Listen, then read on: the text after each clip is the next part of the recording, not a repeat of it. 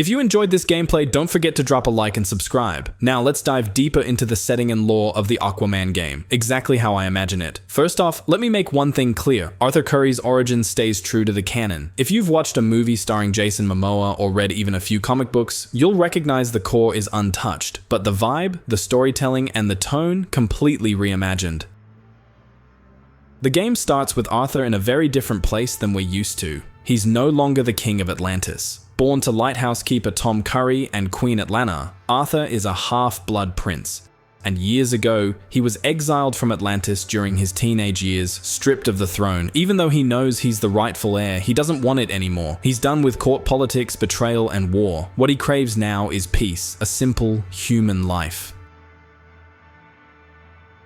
We begin in Amnesty Bay, the small coastal town where Arthur lives a quiet existence. He's just a boatman now. He fixes motors, hauls fishing nets, drops by the local bar a couple nights a week. But he still keeps the trident close, not as a symbol of power, but as a reminder of who he was, of the past he can't fully outrun. Right from the start, the game pulls you into this chill, small-town vibe. You meet locals, feel the rhythm of life in the bay, soak in the calm, but it's only the calm before the storm. Without warning, an army of the trench, terrifying deep-sea creatures, bursts from the depths. They hit the coastline like a tidal wave, dragging innocent people into the dark. Arthur tries to fight them off, but he's too late to save everyone. That night marks a turning point. Mira appears soon after. She's an Atlantean princess and Arthur's former ally. She comes with grim news. The Seven Kingdoms are falling into chaos. Old clans are betraying each other. Civil war is brewing. Orm, Arthur's half-brother and the current king, still sits on the throne, but he's ruling with increasing cruelty and desperation. Even with all that, Arthur refuses to return. He doesn't want the throne, doesn't want another war. Deep down, he never believed he was meant to rule. But this time, the choice isn't his to make. Something darker is rising beneath Atlantis. The Trench aren't just monsters, they used to be Atlanteans, twisted and mutated by ancient dark magic. Their army is the result of forbidden rituals revived by a corrupt High Council desperate for control. Atlantis is teetering on the edge of collapse, and the line between good and evil is starting to blur. As the story unfolds, Arthur is pulled back into the underwater world he tried to leave behind.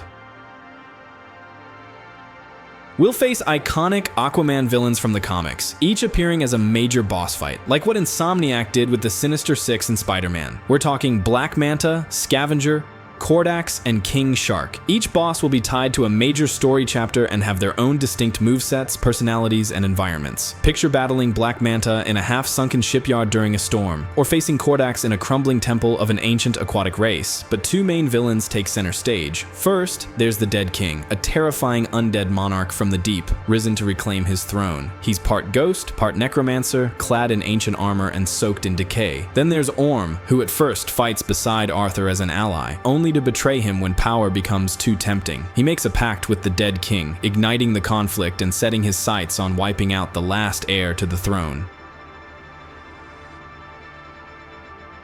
Gameplay-wise, this will feel a lot like God of War. The Trident is your main weapon. It can be upgraded, modified, and customized to fit different playstyles. Like Kratos' axe, it returns to your hand after a throw, and it can be infused with elemental runes for effects like lightning, frost, or shockwaves. You'll be able to chain attacks, unlock new combos, and even use the Trident to activate ancient gates and underwater tech in lost temples.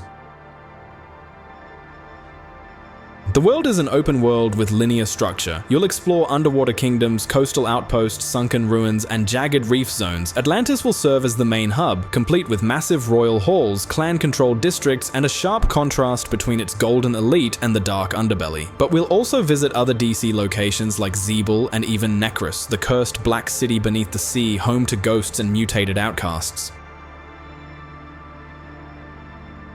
The story itself is pretty straightforward, less about shocking twists, more about scale and cinematic action. You will not only swim at high speed, but will also gain the ability to summon sea creatures in battle. Eventually, Arthur can ride massive sea leviathans across distant regions, even reaching remote islands above the surface to expand the exploration beyond the seafloor. Main missions will be tight and story-driven, while side quests open up more freedom, letting you hunt legendary sea beasts, unearth long-lost artifacts, and piece together Atlantis' forgotten history. By the end, Arthur reclaims the throne. Orm is defeated and imprisoned. The Trench are sealed back into the abyss. The Seven Kingdoms are finally united again, but peace never really lasts. In a post-credit scene, Mira uncovers a long-lost scroll from the royal archives. It speaks of ancient warriors who once fought beside the Atlanteans against a cosmic threat. On it, a strange symbol, one that looks suspiciously like the Green Lantern Corps. Mira doesn't recognize it, but we do. It's a clear sign of an ancient alliance, and a doorway to something much, much bigger.